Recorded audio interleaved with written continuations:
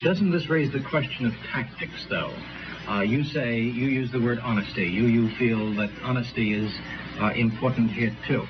But as a matter of securing for the Negro his rights, do you feel that this aggressiveness, this self-assertiveness will get him more in the long run than going along with contemporary opinion and biding his time, taking step by step as he goes?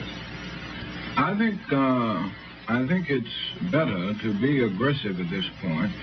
It seems to me that it is both historically and sociologically true that privileged classes do not give up their privileges voluntarily, and they do not give them up without strong resistance. And all of the gains that have been made, that we have received in the area of civil rights have come about because the Negro stood up courageously for these rights, and he was willing to aggressively press on.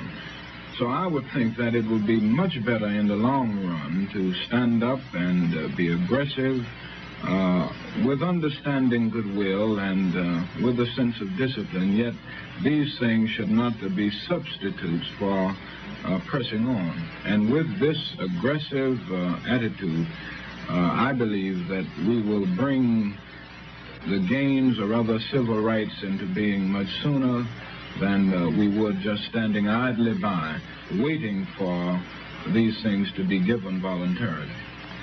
Well, what about the ill will that's generated by the aggressiveness? Certainly your own experience in Montgomery. You've been the target of bomb attacks. You've been the target of verbal and other kinds of violence. What about the ill will that is generated by aggressiveness? Well, I think that is a necessary phase of the transition. Whenever oppressed people stand up for their rights and rise up against the oppressor, so to speak, the initial response of the oppressor is bitterness. That's true in most cases, I think.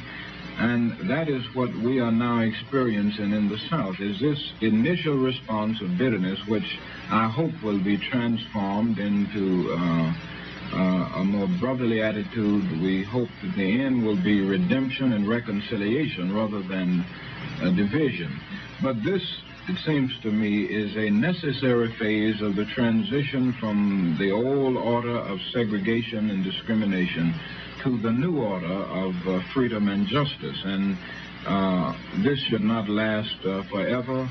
It's just something that's natural right now, and as soon as we pass out of the shock period into the more creative period of adjustment, I think that bitterness and ill will pass away.